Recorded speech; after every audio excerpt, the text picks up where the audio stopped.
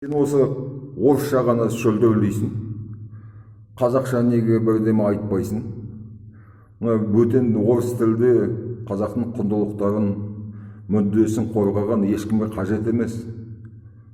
Үйтіп шыққанша шықпай-ақ қой, бейне жазбай-ақ қой дейтіндерге енді мен не деймін? Оларға енді әрине ешқандай дәлел не келтірсем де оқпайды. Көбінесе былай олардың енді профильдерін сосын қарасам, Әблязовшыл, митинг, ДВК, ойбай Қытай деп жүрген халық. Парақшасын қарап шығым, Ресейге қарсы полигон, зымырандары туралы сынақтар жайлы мүлде бір сөз айтпайтын адамдар.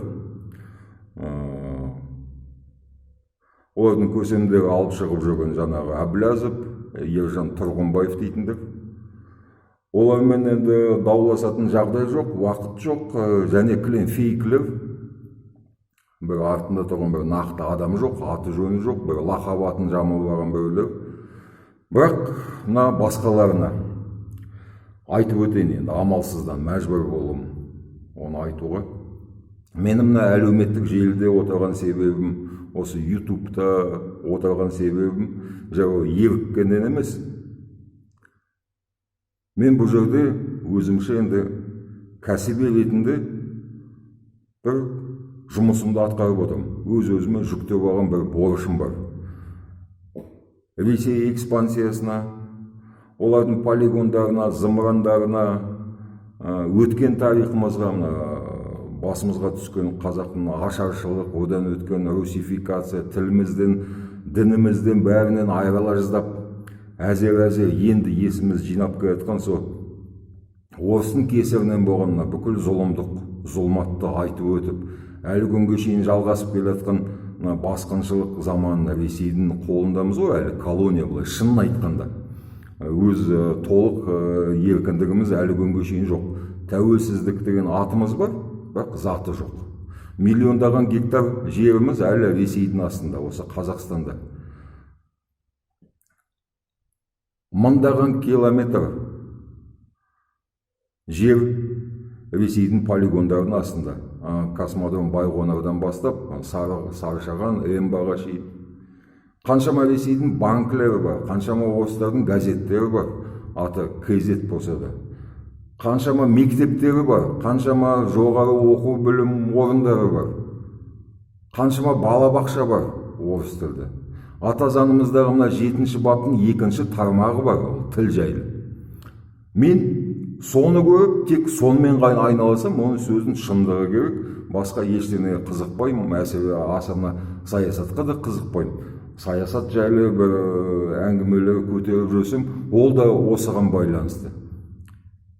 Отаршылық заманы, соның қалған дағы, соның әлі күнге шейін қалған белгілері, обалары сол. Сол кейбір кезде қайшыланып, саясат тақырыбымен бір тиісіп кетеді, оны да айтам. Бірақ мен енді осы жерде отырып, оны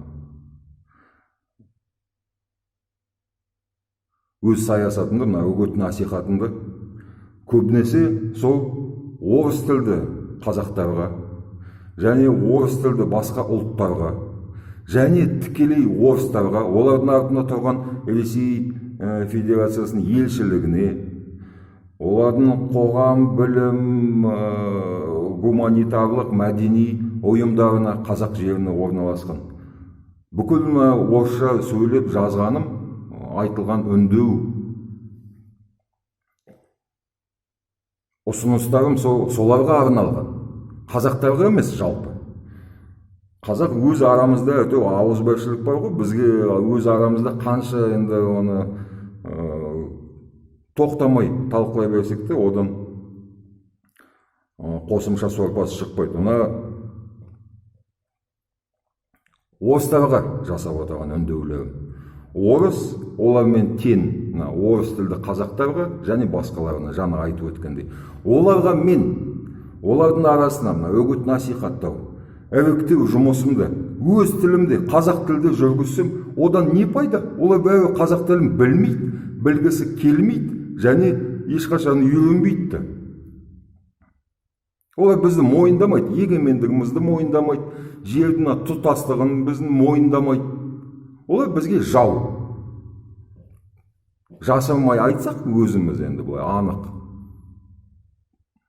ашық көзбен қарасақ, олар бізге жау, саясаты жау. Біздің тәуелсіздігімізде көзденіп отыр, ауызданып алған әбден қазақтың қанын төгіп 20 ғасырда миллиондаған қазақты қырып, олар әлі күнге шейін қазақтың қанын дәмі ауыздан кетпеген оларды. Олар соны ауызданып, соны қайтадан дәм етіп отыр. Осылардың қанын қайтадан төксек қой, егемендігін албасақ қой, біздің жерлерімізді қайтарып алсақ қой. Олар тыңдаса, Қазақстанның тең жартысы солардың жерлері. Біздің ежелгі заманда тұрып келеткен қазақтың жерін біздің жер деп шығарып жүр ғой орыстар. Ол бәрі ақиқат, аңыз емес, өтірік емес. Оларға мен қазақша сөйлесем, суды енді қанша сапырсам да майы шықпайды. Мен оларға орысша сөйлеуім керек, орысша жазуым керек, олар түсінетін тілде сөйлеуім керек. Оларға қазақша үндеу жасау, ол енді немісше суахили тілінде жасағанмен тең. Одан не пайда? Ауаны жай сілкіндіріп, бостан босқа. Сондықтан қазақтар сенде осы Марғұлан деген орысша сөйлей береді екен, құрсын бұны қайтейік деп, оған күмәнданбаңыз. Мен орысша сөйлеуге себебім бар. Менің орысша сөйлеген, ол менің тәсілім, қолымдағы қаруым. Күрек сияқты, мылтық сияқты. Орыс тілімен мен қолданып, сол орыстармен, орыс тілді оларға тең қазақтармен енді виртуалды болса да шайқасып жатырмын. Бірақ тек қана виртуалды емес. Бауырларым, ағатайларым, қарындастарым. Бұлай шығып, реалды да істейтін жұмыстарымыз бар. Енді өкініш қоюын бәрін айтамайсың. Мақтаныш ретінде емес, кейбір істеп жатқан нәрселеріміз енді заң бұзушылықпен тең одан да өтіп кетеді. Тікелей заңды бұзған, заңның баптарын бұзған істеріміз бар. Оны айтуға мен енді полицияға барып өз-өзімді ұстатып бергендей боламын. Айтамайын, бәрін айтамайсың. Бірақ мені танитын адамдар, қасымда жүрген жігіттер біледі. Біз тек қана осы желіде, интернет ғаламторда ғана емес, шынайы өмірде де шығып бірдеме істеп жүрміз. Қастандық, зұлымдыққа шейін. Енді адам өлтіруден Құдай сақтасын, қан төгіп. Бірақ талайын ұстадық, үйінен, жұмысынан тауып, іздеп, үстінен түсіп, подъезде ма бірізде. Остановись, бергеші, мені қазақтар туралы не деп жатсың деп. Ондай мысалдар көп. Оның бәрін айта бермейсің. Ал көбінесе енді осы ағартушылық жұмыс, көп жазамын, сөйлеймін, әртүрлі шаралар, бірдемелерді қолданып, бірдеме атқарып жүрміз айтыр. Сондықтан сенде мынау қазақша сөйлейді екен, бұлар мынау сонда орысша сөйлейді екен, орыстардың бір өкілі ғой, бұны тыңдамай-ақ қой деген әңгімелерді қойыңдаршы, бауырлар. Маған тиісе бермеңдерші кеп, сен неге орысша сөйлейсің? Қазақша сөйлеген кезінде солар кемейді, комментарий жазбайды.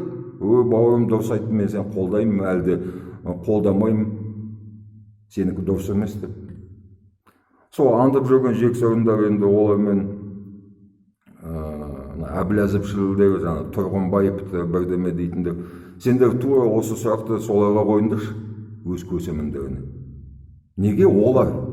Бір эфирі жоқ, қазақша айтылған бір сөзі жоқ. Әбіләзов сәлеметсіз бе дегеннен бастайды, сосын тікелей орысша. Бір тауып берсеңдер, риза болатын едім, ризашылығымды білдіретін едім. Басқа енді не айтайын? Мына бейнені жазып та қажет жоқ шығар мүмкін. Бірақ қаным қайнап, осы бір 10 жазба хат келсе, соның 8-і осы мәселе. Марғұлан, жалпы сенікі дұрыс, бірақ орысша сөйлемеші деп. Орысша сөйлемесем, мен ол әлсіз қалам. Мен орысша сөйлеуге міндеттімін.